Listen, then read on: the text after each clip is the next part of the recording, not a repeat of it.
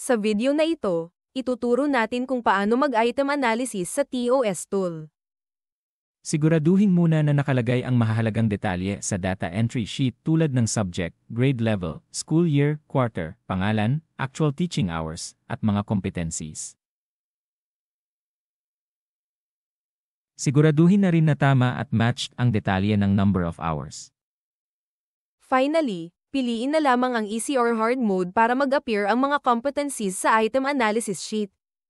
Ngayon ay maaari nang i-click ang item analysis sheet or table ng inyong workbook para magsimula sa inyong item analysis. Simulan ito sa paglagay ng sections handled, number of examinees, at ang number of correct responses kada section. Pagkatapos ng lahat, maaari nyo nang makita ang least mastered competencies ng inyong subject at ang MPS kada section. Depende sa usapan ninyo kasama ang ibang teachers sa subject na hawak mo, maaari kayo mag-item analysis ng solo o bilang subject group.